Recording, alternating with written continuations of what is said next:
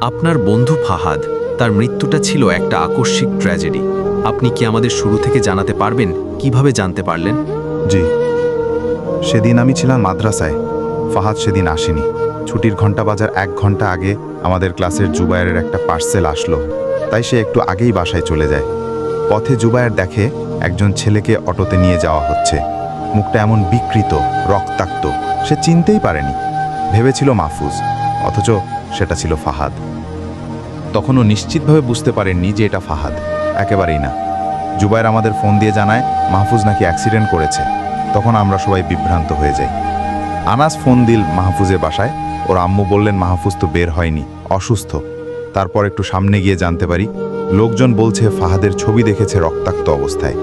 তখনও আমরা ভাবছি ঠিক হয়ে যাবে। কখন জানলেন যে সে আর নেই? আমি বাসায় গিয়ে খাওয়া দাওয়া শেষ করে টিউশনি পড়াতে যাই।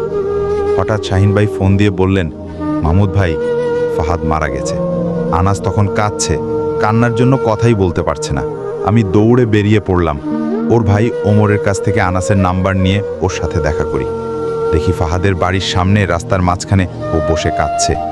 পুরো গ্রাম তখন স্তব্ধ। এই খবরটা আপনার শিক্ষক বন্ধুরা কিভাবে নিল?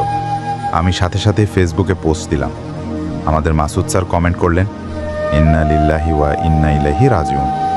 Bike accident. আমি স্যারকে কল করে সব বললাম। স্যার খুব আফসোস করলেন। সান্ত্বনার ভাষা ছিল না কারো। আমাদের ক্লাসের সবাই, নয়ন, শরীফ, তাহিম, সবাই আসলো। ফোন দিল নজরুল হুজুর। সব শুনে তিনিও কাঁদলেন।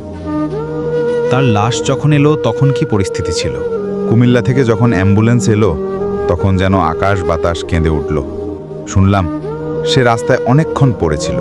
কেউ সাহায্য করেনি, বরং ভিডিও করেছে। শেষ পর্যন্ত যারা নিয়ে গেছে 8 গ্রাম পেরুতেই মারা যায়।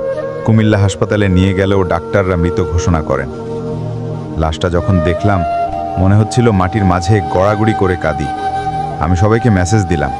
শাহিন ভাই, রেদওয়ান, কামরুল, সবাই রাতে এলো। সবাই কাঁদল।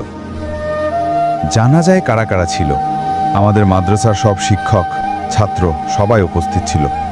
খুব ভারাক্রান্ত মন নিয়ে বিদায় জানালাম। ফাহাদ এত অল্প বয়সে চলে গেল। এই মৃত্যু যেন আমাদের চোখ খুলে দেয়।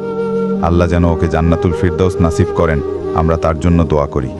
ফাহাদ, তুই আমাদের হৃদয়ে চিরকাল বেঁচে থাকবি।